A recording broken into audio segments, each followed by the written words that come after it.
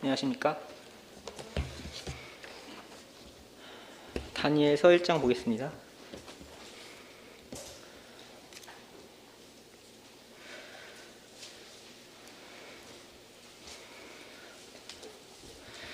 다니엘서 1장 구약성경 1231페이지입니다.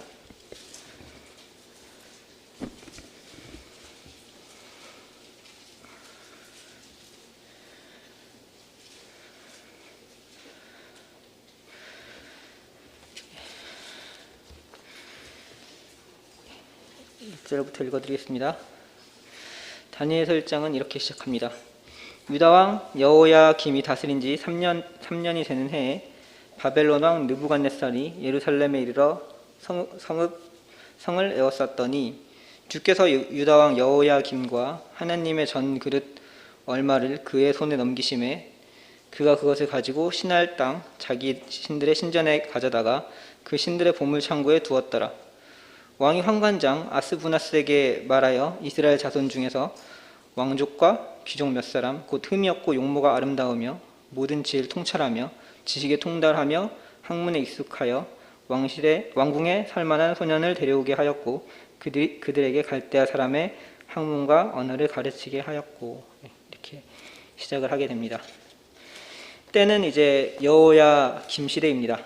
이때가 되게 되면 이제 남유다는 이제 거의 멸망의 길로 가게 됩니다.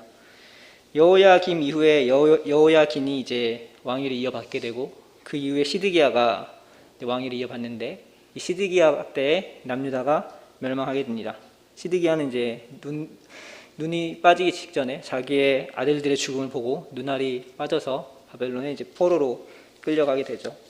남유다가 멸망하는 그 시점입니다. 근데 그때 이때 그 바벨론 왕 느부갓네살, 그 바로 여호야김 시대니까 그때 이제 몇몇 자손들을 왕족과 귀족 몇 사람들을 이제 포로로 끌고 갑니다. 그 포로들 중에는 이제 다니엘과 우리가 잘 아는 그 다니엘의 친구들이 있었습니다. 그들을 데리고 가서 이제 그 왕궁에서 이제 키우려고 데려가는데, 그들이 간 곳은 환관장 아스부나스의 관리에 있는 위치였습니다. 이사야서 39장 한번 보겠습니다.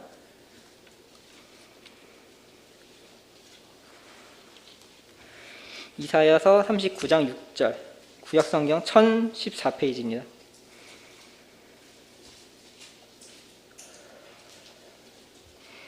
이사야서 39장 6절, 7절.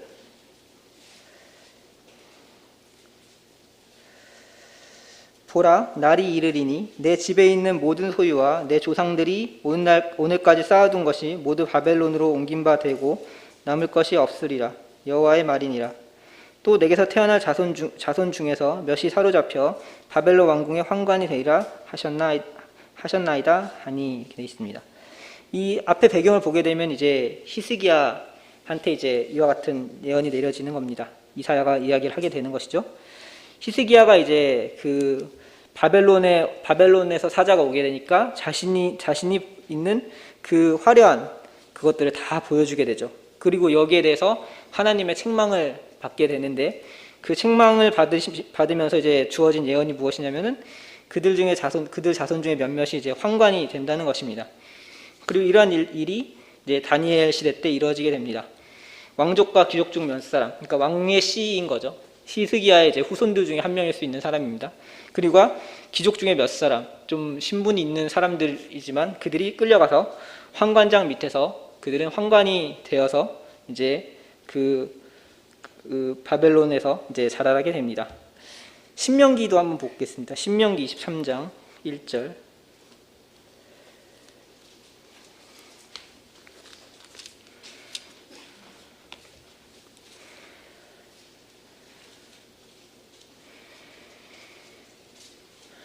신명기 23장 1절입니다.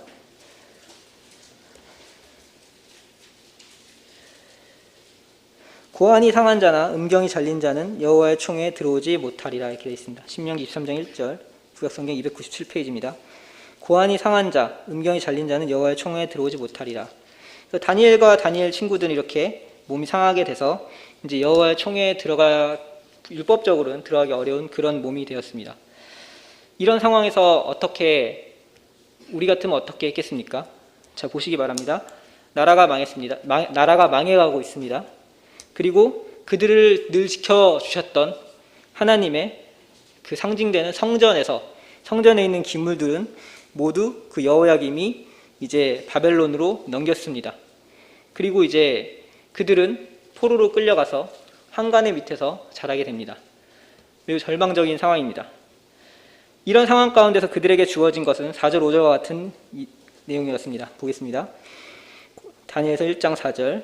곧 흠이 없고 용모가 아름다우며 모든 지혜를 통찰하며 지식에 통달하며 학문에 익숙하여 왕국에 설 만한 소년들을 데려오게 하였고 그들에게 갈대아 사람의 학문과 언어를 가르치게 하였고 또 왕이 지정하여 그들에게 왕의 음식과 그가 마시는 포도주에서 날마다 쓸 것을 주어 3년을 기르게 하였으니 그 후에 그들은 왕 앞에 서게 될 것이시더라. 그들 가운데는 유다 자손 곧 다니엘과 하나냐와 미사엘과 아사랴가 있었더니 이렇게 되어 있습니다. 영적인 상황은 매우 절망적인 상황입니다. 그런데 그들에게 또 다른 길이 열려져 있었습니다. 어떤 길이냐면은 바벨론에서 성공할 수 있는 길이었습니다. 그들 중에 몇몇만 특별히 선별이 되었습니다. 흠이 없고 용모가 아름답고 또 지혜가 뛰어나고 또 학문에 익숙한 사람들을 뽑았습니다. 선발을 하게 되는 것이죠. 선발하게 되고 그들에게 특별히 갈대아 사람의 학문과 언어를 가르쳐 주었습니다. 그리고 그들에게 왕이 먹는 음식과 똑같은 음식과 포도주를 그들에게 주어졌습니다. 3년을 기르게 한 뒤에 그들이 이제 왕 앞에 서서 그들 중에 뛰어난 사람들은 이제 특별히 왕 앞에서 쓰임을 받는 그런 성공의 길이 열린 것입니다. 이스라엘 상황으로 봤었을 때, 유다 상황으로 봤었을 때, 또 영적인 상황으로 봤었을 때는 굉장히 절망적인 상황입니다. 근데 그들에게 열린 길은 무엇이냐면은 그들에게 또 다른 길, 바벨론에서 성공할 수 있는 길, 그들에게 주어진 인센티브 이런 것들이 있었던 것입니다. 많은 사람들 중에 그들은 특별히 선발된 사람들이었습니다. 이거는 이미 그들이 성공 가도에 올라왔다는 것을 볼 수 있죠. 그런 가운데서 그들이 조금만 더 노력을 하게 되면은 이제 바벨론의 왕 앞에서 왕을 섬기면서 호의호식하고 또 충분히 부귀영화를 누릴 수 있는 기회가 그들에게 주어진 상황입니다. 어떤 길로 가는 것이 좀 더 자연스럽고 상식적이겠습니까? 이제 망한 유다의 모든 것은 다 버려놓고 이제 바벨론에 내 몸을 맡기고 그곳의 문화와 하나가 되어서 그 왕을 보좌하면서 성공하는 것이 어쩌면 가장 더 현명한 일일 수 있을 것이었습니다. 절망적인 상황에서 사단은 이렇게 유혹을 하는 것입니다. 내가 영적으로 정말 낮아져 있을 때, 상태가 좋지 않을 때 세상에서는 뭔가 달콤한 것으로 나를 유혹을 하게 되는 것이죠. 그리고 그것은 충분히 합리적이고 합당한 것입니다. 그리고 이제 그들의 이름을 바꾸게 됩니다. 7절. 환관장이 그들의 이름을 고쳐 다니엘은 벨드사살이라 하고 하나는 사드락이라 하고 미사엘은 메삭이라 하고 아사랴는 아벳능고라고 하였더라. 다니엘의 이름은 하나님은 심판자이시다 이런 뜻입니다. 하나님은 재판관이시다, 심판자이시다. 하나님이 심판하시는 분이라는 이름의 뜻을 가지고 있습니다. 근데 그의 이름을 벨드사살이라고 바꿨습니다. 그의 생명을 지켜달라고 하는 그런 기도와 같은 이름으로 바꿔버렸습니다. 우상의 이름으로 바꾼 것이죠. 하나는 여호와는 자비로우시다라는 이름을 가지고 있었습니다. 그런데 사드락은 달의 신인 아쿠의 명령이라는 이름으로 바뀌게 됩니다. 미사엘은 누가 하나님과 같은가 라는 이름의 뜻이었지만 메삭으로 바뀌면서 마찬가지로 아쿠, 달의 실과 같은 일은 누구인가 라는 이름으로 바뀌게 됩니다. 아사라는 여호와께서 도우셨다는 이름의 뜻이지만 이제 느고라고 하는 우상의 종이란 뜻으로 아벳느고라는 이름으로 바뀌게 됩니다. 그들의 모든 것을 잊도록 세상은 좋은 것도 주고 그들의 이름도 바꾸어 버렸습니다. 이런 것들을 그들이 받을 때 어떤 생각이 들었겠습니까? 사실 성경에는 이름이 바뀐 예들이 많이 나타나게 되죠. 대표적으로 우린 처음으로 생각할 수 있는 부분이 아브람입니다. 처음에 그의 이름은 아브람이었습니다. 존귀한 아비였지만 이제 하나님이 그와 함께 할례의 언약과 함께 그의 이름을 바꿔주실 때 하나님은 그에게 아브라함이라고 이름을 바꿔주면서 열국의 아비라는 이름을 주었습니다. 얼마나 영광스러운 일입니까? 그의 이름이 바뀌었다는 것은 하나님께서 그와 긴밀한 관계를 가지겠다라고 하는 그런 의미가 그들의 삶에 있었던 것입니다. 야곱은 그 이름이 속이는 자였습니다. 그런데 이제 그의 이름이 이스라엘로 바뀌었을 때는 그가 하나님 앞에 복을 받고자 그 천사와 겨루어 씨름을 하여서 그 씨름 가운데서 이기어서 쟁취해낸 이름이 이스라엘이었습니다. 그 민족을 대표하는 이름이 되었던 것이죠. 이렇게 이름이 바꿨습니다. 그런데 다니엘과 하나냐와 미사엘과 아사랴는 그들의 이름이 우상의 이름으로 바뀌었습니다. 얼마나 그들의 마음이 어렵고 비참했겠습니까? 절망적이었고 차라리 나는 이 길로 가는 것이 과연 맞은가? 하나님은 아브라함에게 이와 같은 영광스러운 이름을 주시고 야곱에게 그와 같은 아름다운 이름을 주셨던 그 하나님이 이제 우리에게는 그 이방인들의 이름을 빌어서 이방신의 이름을 우리에게 주었다라고 했었을 때 여러분은 여전히 믿음을 가지고 생활할 수 있겠습니까? 여호와의 성전이 비워지고 국가가 망하였었을 때 하지만 우리가 잘 알다시피 다니엘과 그 친구들은 어떻게 했습니까? 8절 다니엘은 뜻을 정하여 왕의 음식과 그가 마시는 포도주로 자기를 더럽히지 아니하리라 하고 자기를 더럽히지 아니하도록 환관장에게 구하니 했습니다. 다니엘은 그 뜻을 정했던 것입니다. 이제 선택의 기로에 있었습니다. 내가 무엇을 선택해야 할 것인가? 바벨론으로 내 몸을 완전히 위탁할 것인가? 아니면 지금 이 절망적인 상황 가운데서도 하나님 앞에 의지할 것인가? 그 두 가지 선택 가운데 다니엘은 하나님을 선택을 하였습니다. 왕의 음식, 이 왕의 음식은 어쩌면 우상들에게 드려졌던 음식일 수도 있습니다. 이 왕의 음식은 하나님이 허락하지 않은 그런 발이 갈라지고 되새김질하지 않는 그런 예를 들면 돼지와 같은 그런 음식들이 나올 수도 있었습니다. 이러한 율법을 어기지 않기 위해서 다니엘은 뜻을 정하였습니다. 그리고 환관장에게 구하였던 것입니다. 그 포로로 끌려온 그 어린아이가 어떻게 자신을 관장하는 환관장에게 이렇게 구할 수 있겠습니까? 그의 마음은 굳은 다짐을 가지고 구하였던 것입니다. 환관장에게 구하였을 때 9절에 보게 되면 이렇게 기록이 되어 있습니다. 하나님이 다니엘로 하여금 환관장에게 은혜와 긍휼을 얻게 하신지라.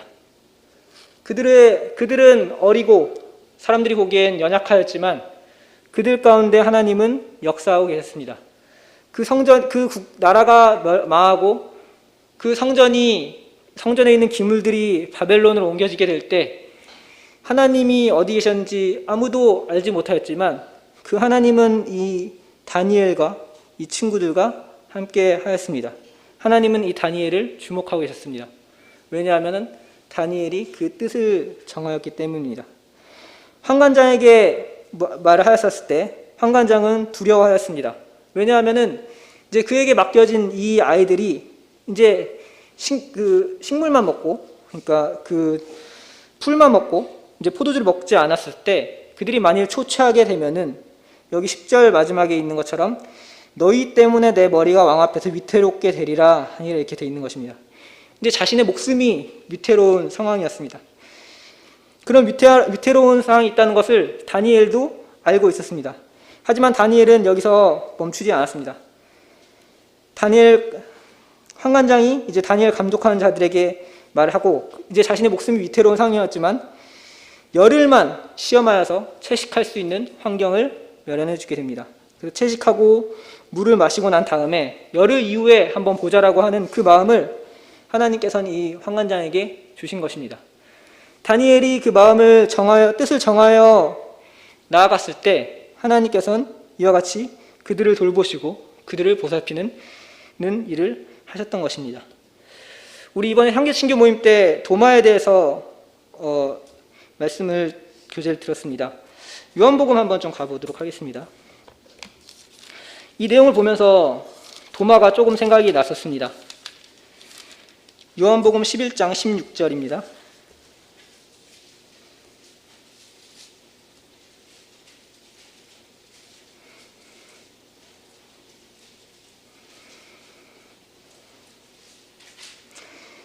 15절부터 읽겠습니다. 14절. 요한복음 11장 14절입니다. 신약성경 165페이지. 이에 예수께서 밝히 이르시되 나사로가 죽었느니라. 내가 거기 있지 아니한 것을 너희를 위하여 기뻐하노니 이는 너희로 믿게 하려 함이라. 그러나 그에게로 가자 하시니, 디두모라고도 하는 도마가 다른 제자들에게 말하되 우리도 주와 함께 죽으러 가자 하니라. 도마가 이렇게 말했던 것입니다. 이제 예수님을 목숨을 노리는 사람들은 많았습니다. 예루살렘으로 돌아가게 되면은 이제 예수님은 대적들에게 잡혀서 죽을 수도 있는 그런 상황이었습니다. 도마와 제자들도 잘 알고 있는 상황 가운데서 도마는 이렇게 얘기를 하게 됩니다. 우리도 주와 함께 죽으러 가자. 그의 마음 가운데 큰 결심이 있었던 것입니다. 이제 이 이스라엘을 구원할 자, 이 메시아가 예루살렘으로 올라가게 될 때 나도 그 메시아와 함께 목숨을 걸고 싸워서 이제 우리가 원하는 이제 이스라엘을 회복하는 그러한 일을 이제 내 목숨 바쳐서 하겠다라고 하는 결심이 이 도마에게 있었던 것 같습니다. 그렇기 때문에 이 도마는 예수님의 12제자 중에 한 명으로 이제 하나님이 택하지 않았나 싶습니다. 그는 목숨을 내어주기까지 그 주님을 따르고자 하는 그 마음, 비록 그가 예수님에 대해서 다 알지는 못하였지만 그 순수한 마음의 동기와 결심을 아시고 하나님은 도마를 선택한 것 같습니다. 그래서 도마는 나아가자라고 했습니다. 그리고 이제 주님과 함께 예루살렘으로 돌아가죠. 그리고 나사로가 부활하는 것도 보고합니다. 그런데 예수님이 십자가에 달려서 돌아가셨습니다. 그의 생각에는 예수님이 이 이스라엘을 회복할 자라고 구원자라고 생각을 하였었는데 예수님은 너무나도 쉽게 그 대적들에게 잡혔고 너무나도 연약한 모습으로 십자가에 돌아가셨습니다. 도마는 여기에서 실망을 하였던 것 같습니다. 그래서 제자들이 모여있는 그 장소에도 도마는 있지 않았습니다. 요한복음 20장으로 한번 가보겠습니다. 20장 24절입니다. 12제자 중에 하나로서 디두모라 불리는 도마는 예수께서 오셨을 때 함께 있지 아니한지라 이렇게 되어 있습니다. 그래서 도마는 거기에 같이 있지 않았습니다. 그런데 26절에 보게 이렇게 되어 있습니다. 여드레를 지나서 제자들이 다시 집 안에 있을 때 도마도 함께 있고 문들이 닫혔는데 예수께서 오사 가운데 서서 이르시되 너희에게 평강이 있을지어다 하시고, 여드레가 지났을 때 도마는 다시 제자들이 있는 곳으로 옵니다. 혹시 그가 그 예수님이 부활하셨다고 하는 그런 소식을 들었을지도 모르겠습니다. 이제 예수님이 이제 부활하셔서 여러 이제 제자들에게 이제 보여셨을 그런 때니까요. 여드레쯤 지나서 그는 완전히 믿지는 못하였지만 이제 제자들이 있는 곳으로 왔습니다. 그리고 그 손가락을 이제 그 주님의 손을 보고 그 다음에 옆구리를 보고 나서 그는 고백을 합니다. 28절에 나와 있는 대로 도마가 대답하여 이르되 나의 주님이시요 나의 하나님이시니이다. 도마는 이렇게 고백을 합니다. 그는 처음에 그가 결심했었던 주님을 위해서 목숨을 내어주고자 했었던 그와 같은 열정이 이제 주님의 십자가의 죽음으로 인해서 잠시 실망하고 낙담하였지만 이제 주님을 다시 배웠었을 때, 그리고 주님이 부활하심을 알았었을 때, 그리고 그 이후에 이제 제자들과 함께 있으면서 우리 주님의 하늘로 올라가시는 것도 보고 하였을 때 그의 믿음은 다시 굳건해진 것을 볼 수 있습니다. 나중에는 그가 그 전도를 하다가 죽었다라고 되어 있는데 그 부분은 성경에 잘 나타나지 않기 때문에 전 정확히는 모르겠습니다. 하지만 그 이후에 그의 삶은 주님을 위한 삶이 되었던 것을 생각해 보게 될 때 그는 처음부터 우리 주님을 위하여 뜻을 정하고 살고자 했었던 사람이었고 그의 아름다운 모습에 하나님을 보아서 그 하나님을 위하여 우리 주님을 위하여 목숨을 버리고자 하였지만 이제 그는 잠시 낙담을 하였습니다. 하지만 그 이후의 삶은 이제 하나님을 위하여 우리 주님을 위하여 진짜로 사는 삶으로 선택을 하였던 것이 도마의 삶이었던 것을 바라보게 될 때 뜻을 정한다는 것, 우리 주님을 위해 산다고 정한다는 것은 우리의 삶을 어떻게 인도할지를 생각해 보게 됩니다. 사도행전 1장 15절에 보게 되면 도마는 여전히 제자들과 함께 있습니다.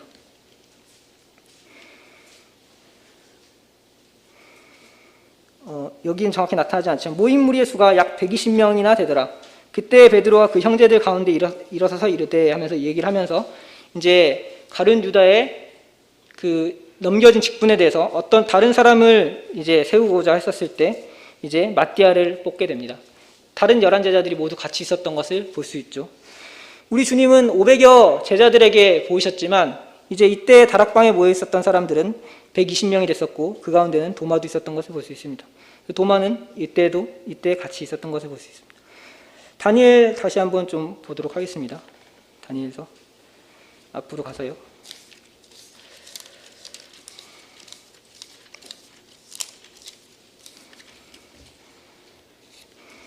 1장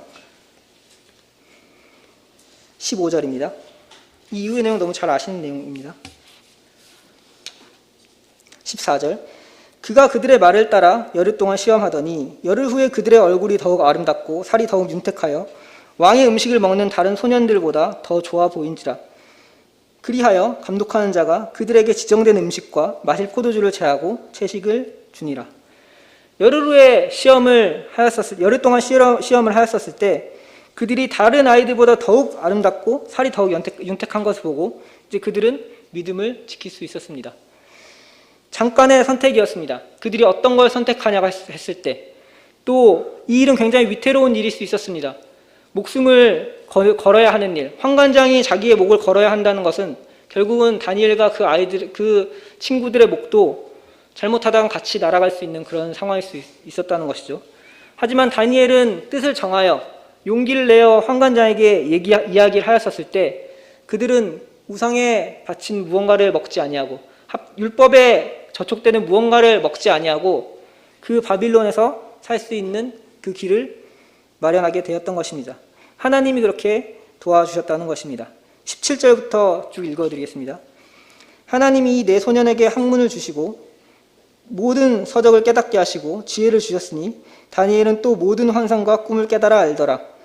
왕이 말한 대로 그들을 불러들일 기한이 찼으므로 환관장이 그들을 느부갓네살 앞으로 데리고 가니 왕이 그들과 말하여 보매 우리 중에 다니엘과 하나냐와 미사엘과 아사랴와 같은 자가 없으므로 그들을 왕 앞에 서게 하고 왕이 그들에게 모든 일을 묻는 중에 그 지혜와 총명이 온 나라 박수와 술객보다 10배나 나은 줄은 아니라.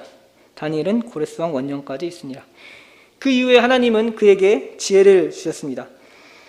네 소년에게는 학문을 주시고 또 다니엘에게는 특별히 모든 환상과 꿈을 깨달아 알 수 있도록 하나님은 복을 주셨던 것을 볼 수 있습니다. 그들은 세상의 것을 원하지 않았지만 하나님을 섬기길 원하셨지만 그와 같은 믿음 가운데 하나님은 그들이 이제 이스라엘로 돌아갈 수 없는 그들이 이스라엘로 돌아가서 어떠한 소망도 가질 수 없는 그들이 이 바벨론에서 해야 할 일을 하나씩 보여주기 시작한 것입니다. 그들이 이 바벨론에서 살아가면서 그의 고향이 아닌 곳, 그 다음에 굉장히 절망 가운데 있는 곳, 그리고 이곳은 전쟁이 난무하여서 계속해서 왕이 바뀌는 그러한 곳 가운데서도 하나님은 이 믿음을 지키기로 시작한 이 시점부터 다니엘이 뜻을 정한 그 시점부터 하나님은 다니엘과 이 세 친구들의 삶을 인도하시고 그들을 통하여서 하나님의 어떠하심을 나타내기로 하셨던 것입니다. 이제 이 이스라엘 가운데 그 하나님이 약속하셨던 그 땅 가운데서는 이제 보이지 않았던 하나님의 역사가 이제 이방 가운데 아무 소망도 없는 그 어린 아이들을 통하여서 하나님은 그분의 역사를 나타낼 것입니다. 그렇다면 우리에게는 어떠한 소망이 있습니까? 우리가 뜻을 정하여서 살아가게 될 때 우리는 이 다니엘과 같은 것을 기대하는 것이 아닙니다. 그들에게 주어졌었던 지혜, 부귀영화, 물론 부귀영화라는 표현은 잘 나타나지 않지만 그들에게 주어졌던 어떤 그 권력의 높은 것은 우리가 이 신약시대를 살아가는 우리에게 바라는 것은 아닙니다. 우리가 하나님 앞에 뜻을 정하여 나아가게 될 때 우리가 바라는 바는 무엇입니까? 일부긴 하지만 몇 가지 조금 말씀을 보겠습니다. 에베소서 한번 좀 보겠습니다. 에베소 1장 17절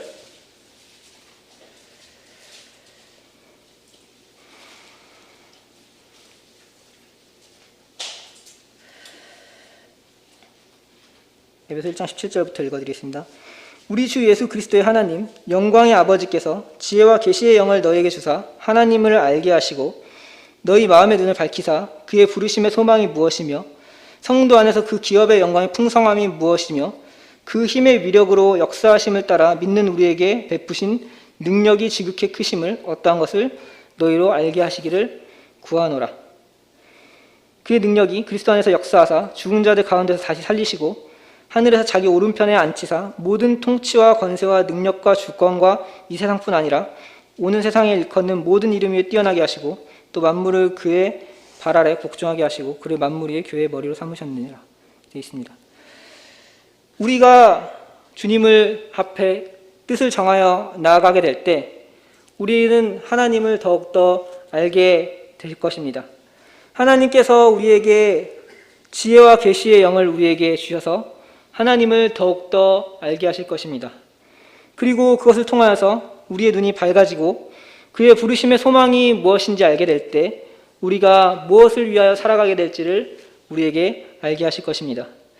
다니엘은 그 세상 가운데서 이제 그 왕 밑에서 권력을 가지며 또 높은 통치자로서 또 지혜자로서 살아갔지만 우리에게 있는 기업은 이 땅에 있는 기업이 아닙니다.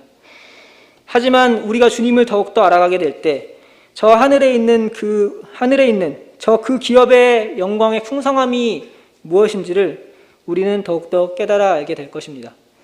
다니엘에게 많은 복이 주어졌고 그에게 과분할 정도로 그는 어린 소년이었고 그는 하나님의 총회에 들어올 자격이 없는 자였지만 그의 마음이 하나님을 향하고 있었기 때문에 하나님이 그에게 많은 복을 주셨지만 그가 가지고 있는 복보다 더 큰 복이 우리에게 주어지고 그 기업의 영광의 풍성함을 우리로 하여금 깨닫게 하실 것입니다. 3장 20절 한번 보겠습니다. 에베소 3장 20절입니다.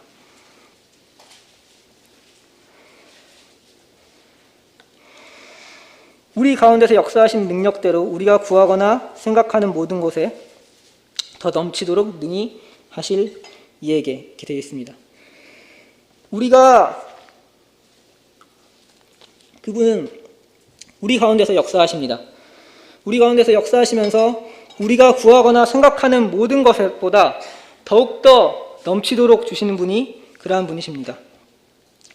우리가 구하는 것, 우리가 생각하는 것, 때로는 너무나 작고 미천해서 생각하지 못하지만 하나님은 우리에게 필요를 아시고 우리에게 더욱더 많은 것을 공급해 주시는 분이신 것을 생각해 볼 수 있습니다.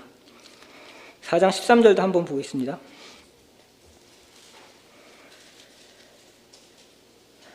우리가 다 하나님의 아들을 믿는 것과 아는 일에 하나가 되어 온전한 사람이로 그리스도의 장성한 분량이 충만한 데까지 이르리니 우리가 하나님의 아들을 믿는 것과 아는 일에 하나가 되어서 온전한 사람을 이룰 때까지 우리를 이끌어 주실 분입니다. 그리스도의 장성한 분량이 충만한 데까지 우리를 이끌어 주셔서 그 복된 것을 누리게 하시고 우리 주님을 알게 하시는 분이 우리 하나님이십니다. 베드로후서 한번 가보겠습니다. 이건 에베소서 이제 사도 바울이 이야기한 부분이고요. 베드로후서 1장 2절입니다.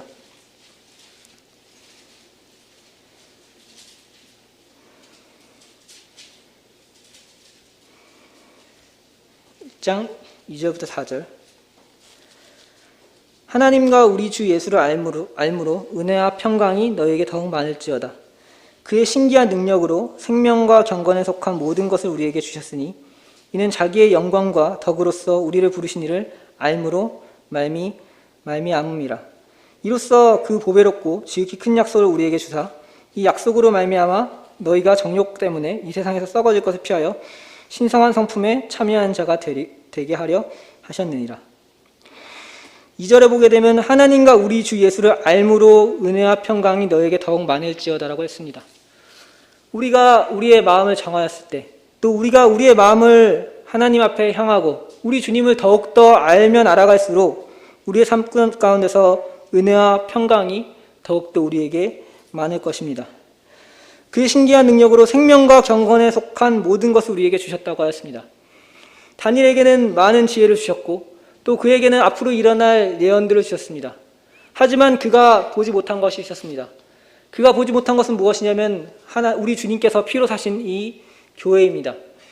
이 그리스도의 정결한 신부가 되기 위한 이 교회의 비밀, 그리고 그 교회 가운데 우리가 속해 있으므로 하나님과 함께하는 그러한 영광, 생명과 경건에 속한 모든 것을 우리에게 주셨다라고 하셨을 때, 또 자기의 영광과 덕으로서 우리를 부르신 그분을 알므로써 우리는 은혜와 평강이 우리 가운데 있는 것을 생각해 볼 수 있습니다.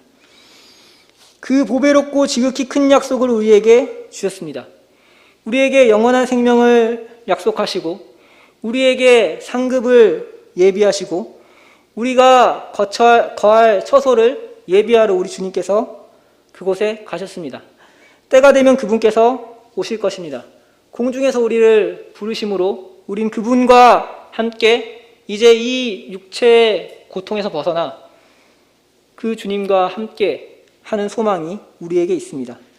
그것을 우리에게 약속을 하셨습니다. 우리가 주님을 향하여 우리의 뜻을 결정하고 그분을 더욱더 알아가게 될 때 우리의 소망은 흐릿한 것이 아니라 더욱더 뚜렷하게 우리 눈앞에 보이게 되고 우리로 하여금 우리의 삶 가운데 은혜와 평강이 있을 수 있도록 주님은 인도해 주시는 분이십니다.